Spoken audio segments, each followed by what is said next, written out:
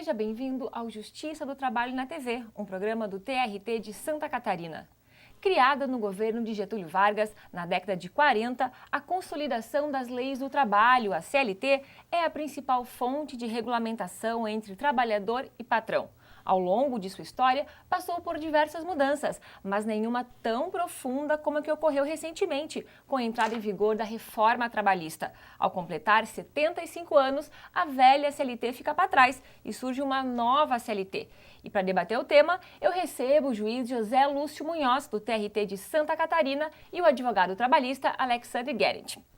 Doutor Lúcio, doutor Guerin, sejam bem-vindos. Obrigada pela presença aqui em nosso programa, então. E eu gostaria de falar aí sobre os 75 anos da CLT, que completa aí todo esse tempo, toda essa história, num momento aí de bastante conturbado, digamos assim, né, e polêmica em torno da entrada em vigor da reforma trabalhista, a Lei 13.467. Mas antes de a gente falar um pouquinho sobre esse assunto, eu gostaria de resgatar um pouco da história da CLT, né? Como é que se deu o surgimento das leis trabalhistas, doutor Lúcio? É um prazer estar aqui presente mais uma vez nessa discussão sobre a legislação trabalhista, sobre o mundo do trabalho, sobre o judiciário. Né? Acho que o nosso TRT, pela Secretaria de Comunicação, faz um ótimo papel, esclarecendo a população, debatendo, discutindo. Então é um prazer estar aqui ao lado do Dr. Guerin, também para tratar da CLT, né? Esse que é o nosso principal elemento de trabalho, não só da proteção dos trabalhadores, mas é a nossa ferramenta de trabalho, nós envolvidos com o direito do trabalho. Há toda uma evolução histórica na sociedade de como se chegar ao sistema de proteção do trabalho legal, desde do sistema escravagista, feudal, e vem se evoluindo no sistema de proteção do trabalho. No Brasil, propriamente dito, a partir da Lei Áurea de 1888, eliminou-se de pronto cerca de 700 mil trabalhadores, ou seja, mão de obra escrava passou a entrar no mercado. E, além disso, com o surgimento da Revolução Industrial, mais ou menos nessa época também, alguns equipamentos começaram a surgir, máquinas a vapor, e dando uma nova dinâmica na produção. E isso exigia não mais só apenas mão de obra, do trabalho bruto ou de força física, precisava de conhecimento para lidar com os novos equipamentos, ainda que modestos, mas se necessitava disso. Então começou a se ter também no Brasil, e um pouco vindo também dos problemas da Europa, da guerra, das crises, começaram a chegar imigrantes em grande número ao país, Itália, Japão, enfim, sucessivamente. E isso acabou desenvolvendo o mercado de trabalho de mão livre, que naquele momento era nada mais, nada menos do que o contrato de prestação de serviço, âmbito civil, sem maiores garantias. Você prometia um trabalho a troco de um valor e nesse sistema quem detinha a produção, quem detinha equipamentos, acabava explorando a mão de obra, ou seja, pagando o menos possível e obtendo uma maior quantidade de trabalho possível por aquilo. E a partir daí começaram a surgir problemas, os problemas. O direito do trabalho, ele é interessante porque normalmente o direito ele visa normatizar a sociedade para que não surjam os problemas. No direito do trabalho é o contrário, surgem os problemas para depois surgir a normativa. Então começam as primeiras greves, 1858, tipógrafos no Rio, e por aí começa a ter os primeiros conflitos, porque também havia muita ocupação do trabalho da mulher, trabalho da criança, uma exploração com 12 horas, 14 horas, e isso acabava complicando a vida do próprio homem, que não tinha a sua assistência da mulher em casa, crianças sendo utilizadas nesse sistema todo. E esses conflitos acabam impondo que o Estado acabe intervindo nessa situação, criando leis.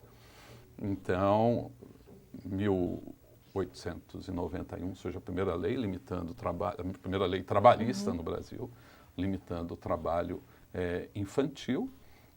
Em 1919, o Tratado de Versalhes cria a OIT, e com a OIT o Brasil insere-se na Organização Internacional do Trabalho, já começa a ter que enfim, buscar uma nova legislação. E a partir daí, depois surge Getúlio Vargas e na década de 30 e 40 aí que surge a CLT. A CLT. Talvez o Guedes possa até ilustrar melhor isso. Em 1943, né?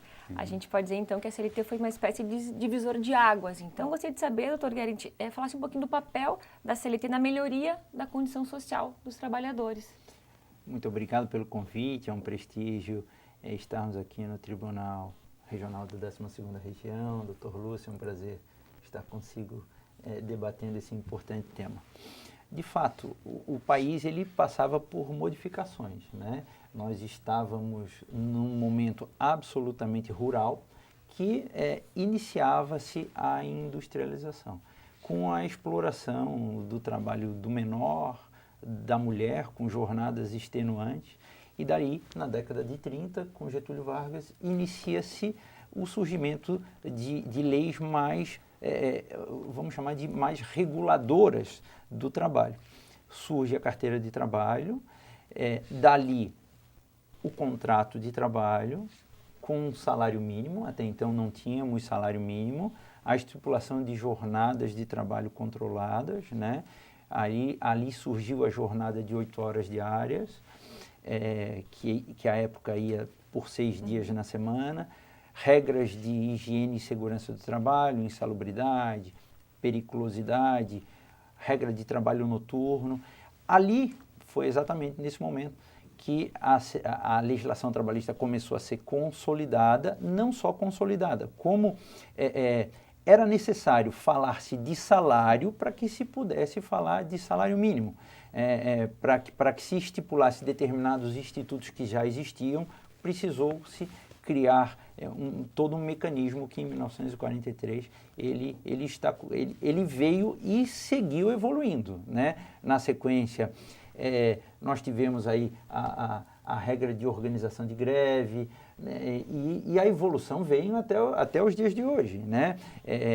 São o trabalho dos deficientes, enfim, a CLT, ela não me parece ser correto nós falarmos que a CLT não sofreu modificação. A CLT sofreu, sim, de 43 aos dias atuais, muitíssimas modificações e muitíssimas atualizações. O que aconteceu recentemente foi uma mudança absolutamente radical, com mais de uma centena de modificações de artigos, onde de fato, o direito do trabalho precisa ser repensado. No próximo bloco a gente vai falar sobre esse assunto. Eu tenho que chamar o nosso primeiro intervalo. A gente já volta, 1 minuto.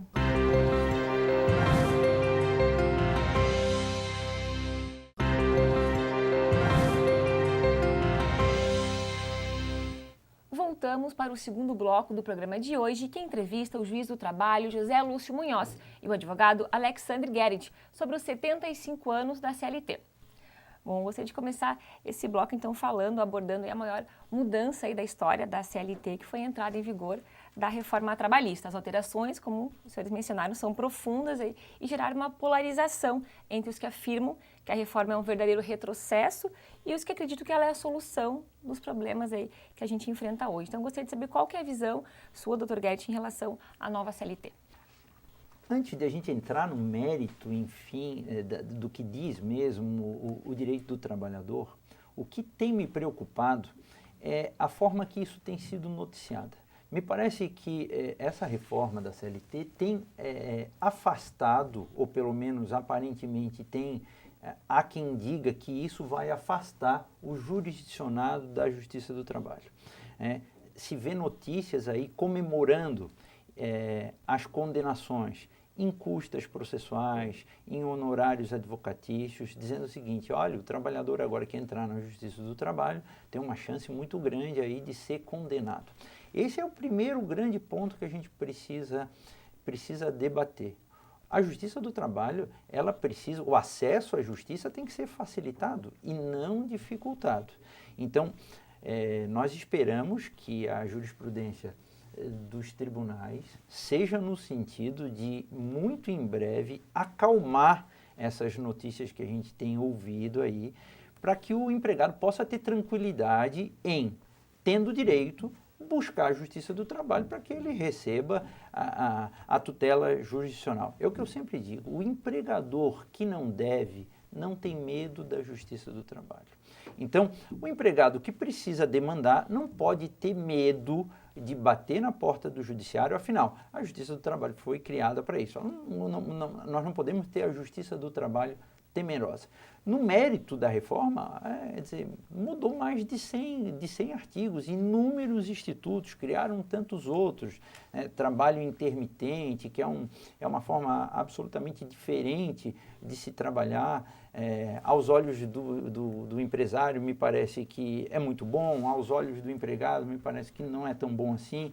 Então, aí nós vamos depender de onde estamos sentados e a história vai dizer se a reforma é boa ou não é boa. Mas o meu grande medo e o meu grande pedido é que o trabalhador não tenha medo de ir à Justiça do Trabalho, porque eu tenho certeza que o Poder Judiciário vai poder saber aplicar bem a norma e não vai condená-lo injustamente. Uhum. Na sequência do que aponta com precisão o Dr. Gerrit, que nós temos que entender o que motivou, né, ou tentar entender o que motivou a reforma. Porque a gente vem, para se fazer uma reforma que afeta milhões de pessoas, milhares de empresas no seu dia a dia, estamos todos inseguros, não é só os advogados, as partes, próprias empresas não sabem direito como proceder.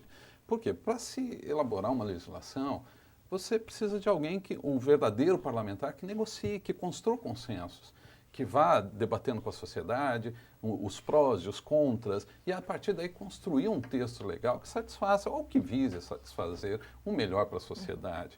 Para isso, precisa legitimidade, precisa honorabilidade, precisa confiança das partes. E dentro de um governo acusado de corrupção, com diversos ministros nessa linha, um parlamento que apontam as estatísticas, quase 2/3 do parlamento respondendo a inquérito, nós não tivemos essa construção desse texto. O projeto foi encaminhado pelo governo para o legislativo com 13 artigos. 13 artigos. Ficaram lá 12 meses, 13 artigos, 7 era do legislado sobre o negociado. Então, era só 6 modificações na CLT propriamente dita. Aí, de um dia para o outro, o relator nos apresenta 106 artigos num texto. 12 dias depois, a Câmara aprova. Nós não tivemos nenhuma discussão sobre isso. Um governo que se fala tanto, que prega tanto o negociado, né? Que se fala tanto na negociação, impôs goela abaixo de todo mundo um texto construído assim em 12 dias, que no Senado se queria vetar, mas o governo garantiu em carta assinada pelo presidente da República que vetaria diversos dispositivos. Ele garantiu em texto assinado, né? E, no entanto, o texto foi publicado na íntegra, mesmo no relatório constando o contrário. Então, nós temos diversos problemas que já no nascedouro da própria reforma trabalhista que complica muito a situação nossa. Eu gostaria de pegar o gancho, então, doutor Lúcio, que o senhor falou, nessa questão da prevalência do negociado sobre o legislado. Esse era um tema que aparecia muito aí nos debates anteriores, a necessidade de atualização e flexibilização da CLT, né, de que as normas trabalhistas deveriam, digamos assim, abrir campo para negociação coletiva, né? E uma das principais, digamos assim, mudanças da reforma trata justamente sobre essa questão da prevalência do negociado sobre o legislado. Então, gostaria de saber, doutor Lúcio, essa norma, ela atende realmente melhor as peculiaridades de determinados setores? Então, veja bem, o doutor Gerrit deve pensar como eu, você não pode ser duro ou flexibilizar ou enrijecer, né? Tudo tem sempre os dois lados, tem sempre o bom termo. Diz que o melhor de tudo é andar em linha, né? Sem cair de um lado para o outro. Nós temos, na legislação trabalhista, algumas garantias que são básicas. Não dá para flexibilizar. Não dá para flexibilizar férias, pagamento de férias ou quantidade de dias de férias, salário, horas extras, esse tipo de coisa não se pode falar em discussão, porque o trabalhador é tão básico que ele não tem como negociar isso, né? Por outro lado, sim, existia discutir se vai reduzir 20 ou 30 minutos do intervalo de refeição para sair mais cedo. É claro que as partes podem negociar isso tranquilo, isso não afeta, e muitos trabalhadores até desejam ou seja, deixa-se as partes negociar. Então, ter sempre uma boa balança, o bom senso, a razoabilidade ajudaria, não é? Mas nós temos na Constituição diversas leis, diversas normas legais trabalhistas que garantem um mínimo e que aquela base não pode ser mexida, não pode ser negociada. A legislação abriu um pouco esse campo para negociação, mas desde que ela não atinja a dignidade do trabalhador. Se tu me permite, Letícia, Claro. Eu concordo ipsis literis com o Dr. Lúcio fala e acrescento que a negociação sempre foi possível. Sempre foi possível. Inclusive, a jurisprudência do nosso tribunal, do Tribunal Superior do Trabalho, sempre aceitou tranquilamente a negociação. A própria Constituição da República permite, inclusive, redução de salário, permite negociação de jornada de trabalho. E mais, quando se fala em direito posto na CLT, é permitido sim, já era permitida a negociação com contrapartidas. Né?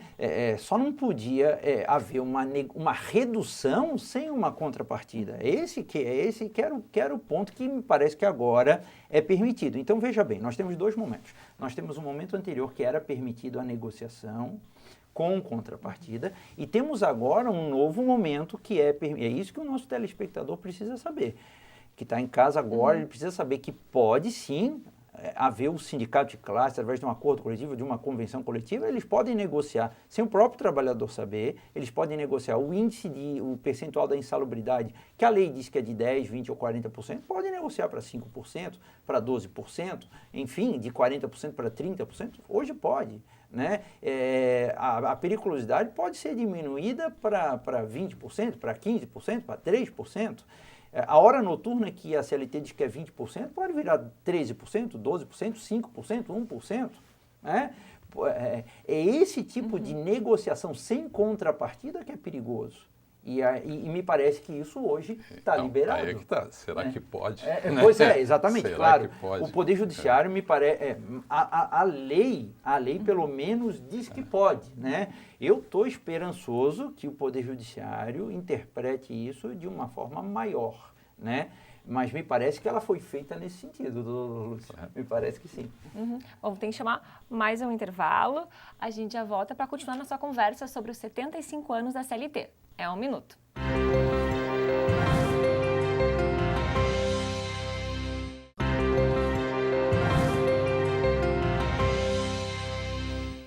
Voltamos para o último bloco do programa de hoje, que entrevista o advogado Alexandre Guerent e o juiz do trabalho José Lúcio Munhoz sobre os 75 anos da CLT. Bom, doutor Lúcio, com a nova CLT, podemos afirmar que temos um novo direito do trabalho? Temos o direito do trabalho, né? Modificado, eu não poderia dizer novo, porque a gente está sempre modificando. Às vezes você nem muda a lei para modificar a interpretação, a concepção dela. Não é? Se utilizou muito falar da reforma para a criação de empregos, que isso dificultava muitas coisas. Mas os números já mostram que isso não aconteceu. Ou seja, logo no primeiro mês da reforma, caiu o número de empregos. Após 3 meses, é o pior índice de carteira assinada do país.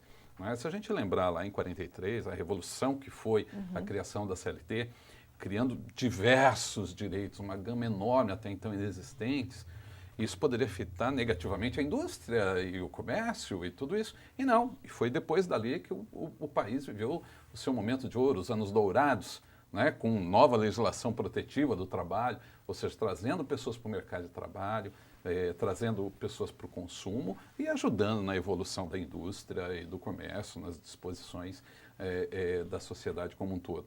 Então, quando a gente olha assim, os objetivos dessa reforma, né, às vezes ela foi moldada apenas para atender certos interesses momentâneos. E talvez já antevendo aqui com uma bolinha de cristal, eu imagino que muito disso venha a ser alterado no futuro, porque algumas coisas foram maldades. Não é? Falar que uma mulher grávida possa trabalhar em trabalho insalubre, isso está na lei agora, permitindo esse trabalho insalubre de uma mulher grávida. Eu gostaria de ver o parlamentar que votou nisso colocar a esposa dele grávida fazer um trabalho com fumaça, com químicas, ou a filha dele nessas circunstâncias. Isso é maldade. Eliminar a execução ex officio da Justiça do Trabalho, o que sempre funcionou, ou seja, o devedor, a Justiça vai cobrá-lo, sem nem a parte credora pedir, né? Ou seja, para facilitar, para agilizar e a legislação tentar evitar isso é maldade. Justamente na execução, que já é um grande problema da Justiça do Trabalho, né? Então, aí é maldade. Então, assim, eu creio que muitas dessas alterações ou não serão aplicadas, ou por serem consideradas inconstitucionais, ou que serão modificadas, porque não fazem realmente sentido, não é? Outras, sim. Nós temos aí uma análise de um juiz da casa, né, o doutor Alessandro da Silva, uma análise técnica apenas, 69 alterações beneficiaram os empregadores. 30 e poucas alterações são neutras, normas que não beneficiam nem prejudicam ninguém. E apenas 4 favorecem os trabalhadores. Então, só uma análise numérica já se vê o objetivo da norma. Então, pegando o gancho desse último dado que o senhor colocou, vou fazer uma pergunta aqui para o doutor Guerin. A nova CLT, então, ela deixou de ser paternalista, como era chamada pelos críticos?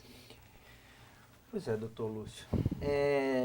Me parece que o ônus da prova numa ação trabalhista quase que exclusivamente é do empregado. Tirando algumas pequenas exceções, é o empregado que precisa buscar documentos, buscar testemunhas.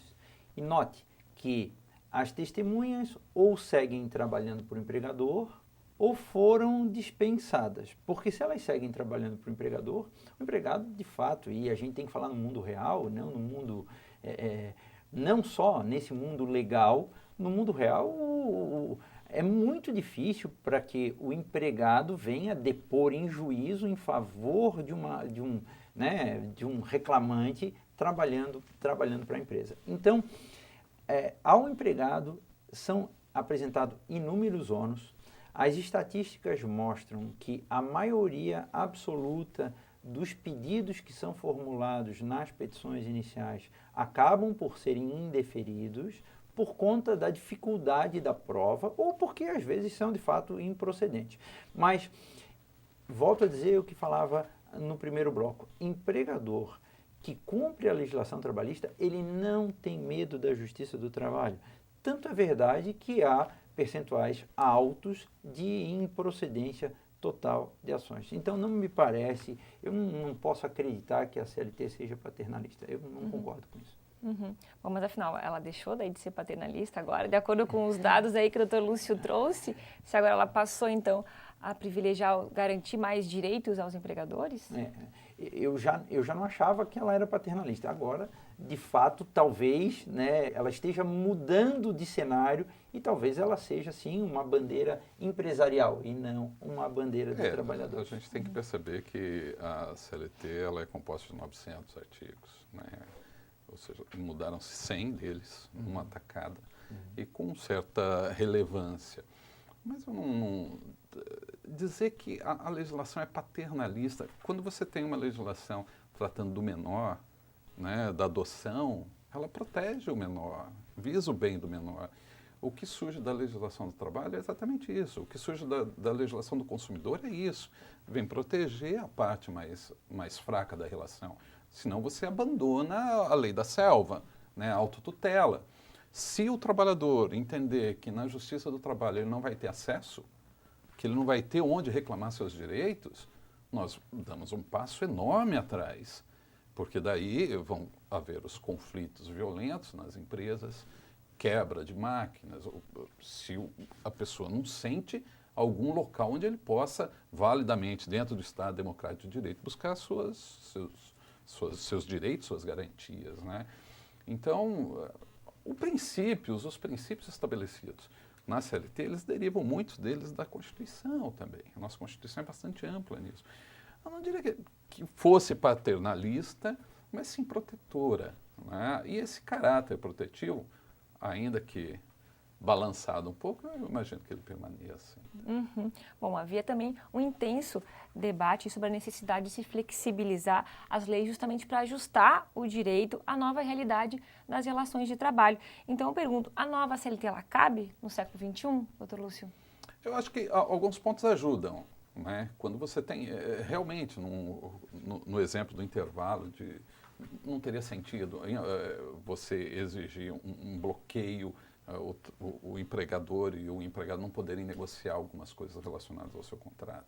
Nós vamos passar aí pela inteligência artificial, né, uma mudança muito grande no próprio desempenho do trabalho humano. E isso precisa ter uma certa flexibilidade da legislação para adaptar isso, sempre tendo em vista, né, o princípio básico, é o cuidado com o ser humano que está atrás. Né? A gente não pode tratar as empresas, a atividade empresarial, não só a atividade empresarial como mais importante. Ela ajuda no desenvolvimento das pessoas, do ser humano, para que eles sejam felizes. Né? A partir do momento que você frustra a felicidade humana para benefício de uma atividade empresarial, seja ela qual for, aí você está desvirtuando todo o caminho do desenvolvimento do próprio direito. Em verdade, a flexibilidade do horário de almoço, me parece que já também era permitido antes da entrada da nova CLT. Agora, de fato, há uma previsão expressa sobre isso. Mas vou tentar deixar para o nosso telespectador uma pergunta para que ele reflita. A nova CLT, por exemplo, trouxe possibilidade de multa de litigância de má-fé para testemunha. Então, quem litiga são as partes. A testemunha não litiga. Agora, a possibilidade de multa, o indivíduo já vai à Justiça do Trabalho. Normalmente, ninguém vai à Justiça do Trabalho assim, com um sorriso estampado no rosto, para prestar um testemunho. Né? Tu está perdendo um dia de trabalho, tu está perdendo o teu momento com a tua família, enfim. Tu chega lá e a legislação, a chamada nova CLT, diz o seguinte, olha, se houver algum descompasso aqui, né, e já havia possibilidade do indivíduo que mentisse descaradamente ou que mentisse, que ele, né, a crime, ele iria, de fato, responder pelo crime. Agora, em havendo um descompasso, o juiz vai... Isso é o que a grande mídia diz, né? Em havendo um descompasso, tu pode levar uma multa de 1 a 10% do valor da causa. Quer dizer, quando tu me convida para ser testemunha, a primeira coisa que eu preciso perguntar é assim, o que estão discutindo? Qual é o valor da causa? Porque eu tenho que saber se eu tenho possibilidade ou não e se houver um descompasso, né? Porque os fatos já aconteceram 1 ano atrás, 2 anos atrás, 3 anos atrás, quer dizer, Então, me parece que isso amedronta o trabalhador, tira a testemunha. Eu acho que há maldade quando a CLT fala isso. Mas olha, vamos estabelecer o primeiro ponto de discórdia aqui. Eu acho que a existência da multa, nesse caso, até beneficia o próprio trabalhador, na fala até do Dr. Gerrit, porque quando se aponta que as testemunhas que vêm são normalmente vinculadas à empresa, ao empregador, e que elas não querem mentir para não atrapalhar o seu trabalho, né? Você tem uma multa, você vai fazer com que as testemunhas digam a verdade, que é o que a gente espera dentro do processo judicial. Mas multa para litigante? Testemunha não é litigante. Lá no direito civil não é assim. Lá no direito tributário não é assim. Mas ela está atacando a justiça quando ela muda a verdade dos fatos. Não é mera discordância ou mera compreensão dos fatos. Isso não gera, obviamente, multa para ninguém. Nós aqui podemos ter uma percepção diferente da apresentadora e isso, obviamente, não constitui falso testemunho ou nada disso. Só quando realmente os fatos são alterados deliberadamente. Aí sim que se aplica. Claro, eu vou ter que interromper, a discussão está ficando boa, mas infelizmente nosso tempo chegou ao fim. Foi um prazer conversar com o senhor, Dr. Gerrit, foi um prazer conversar com o senhor, Dr. Lúcio. Obrigada pela presença, até uma próxima. Obrigado. E assim a gente encerra o programa de hoje sobre os 75 anos da CLT. Nos vemos no próximo programa. Até lá!